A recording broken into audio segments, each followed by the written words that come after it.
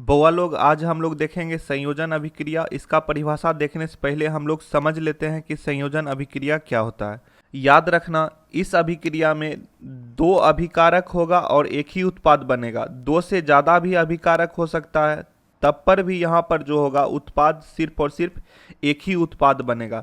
इसके लिए एग्जाम्पल देखो, पीछे हम तुमको दिखाते हैं।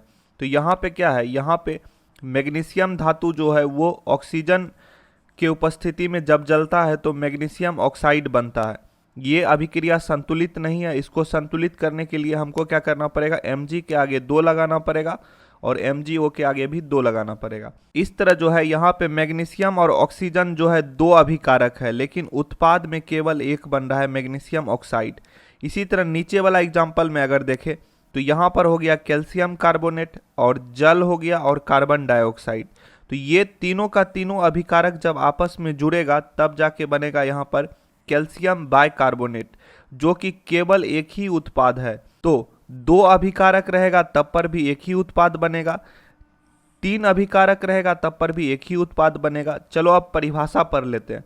जब 2 या 2 से अधिक पदार्थ जो कि अभिकारक होगा, ठीक, आपस में अभिक्रिया करके केवल एक नए पदार्थ जो कि उत्पाद होगा का निर्माण करता है, तब ऐसी अभिक्रिया को संयोजन अभिक्रिया कहते हैं। ठीक, 2 अभिकारक रहेगा एक ही उत्पाद होगा, 3 अभिकारक भी रहेगा एक ही उत्पाद रहेगा। ठीक, तो अब इसका और भी एग्जाम्पल देख लेते हैं। जैसे अगर बात करें, कार्बन जब ऑक्सीजन के उपस्थिति में जलता है तब कार्बन डाइऑक्साइड बनता है। उसी प्रकार हाइड्रोजन गैस जब ऑक्सीजन गैस की उपस्थिति में जलता है तब यहाँ पर बनता है जल H2O। इसको बैलेंस करने के लिए हम लोग यहाँ पे 2 लगाएंगे और इधर भी 2 लगा देंगे। उसी तरह अगला एग्जाम्पल देखें, अगर बात करें हम लोग हाइड्रोजन गैस और क्लोरीन गैस के बीच अभिक्रिया अगर करवाएं प्रकाश के उपस्थिति में, जिसमें कि यूवी लाइट का यूज होता है, तब HCl बनेगा और इसको जो है संतुलित करने के लिए 2 लगाना पड़ेगा। तो इस सब अभिक्रिया में क्या हो रहा है, देखो यहाँ पे अभिकारक कितना है, 2 अभिकारक है, उत्पाद लेकिन एक ही है, उत्पाद एक ही है। यहाँ पर भी 2 अभिकारक है लेकिन उत्पाद जो है एक ही उत्पाद है। यहाँ पर भी 2 अभिकारक है लेकिन उत्पाद जो है सिर्फ और सिर्फ एक ही उत्पाद है। उसी तरह अगर बात करें कैल्शियम ऑक्साइड, जो कि क्या होता है, कली चूना। कैल्शियम ऑक्साइड क्या होता है बताओ, कली चूना।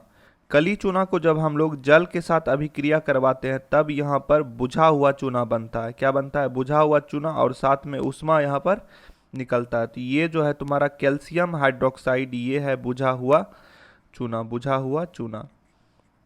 तो यहाँ पर भी अगर बात करें तो यहाँ पर 2 अभिकारक है और उत्पाद केवल एक ही बन रहा है। 2 अभिकारक और उत्पाद एक ही है। तो इस तरह के अभिक्रिया को हम लोग बोलेंगे संयोजन अभिक्रिया। इस तरह के अभिक्रिया को क्या बोलेंगे, संयोजन अभिक्रिया। अब तुम्हारे सामने यहाँ पे आ रहा होगा चैनल, उसको सब्सक्राइब कर लो। और यहाँ पे जो वीडियो आ रहा है वो है वियोजन अभिक्रिया का वीडियो। तो वियोजन अभिक्रिया का भी वीडियो देखना, जो कि संयोजन अभिक्रिया के ठीक विपरीत होता है। धन्यवाद।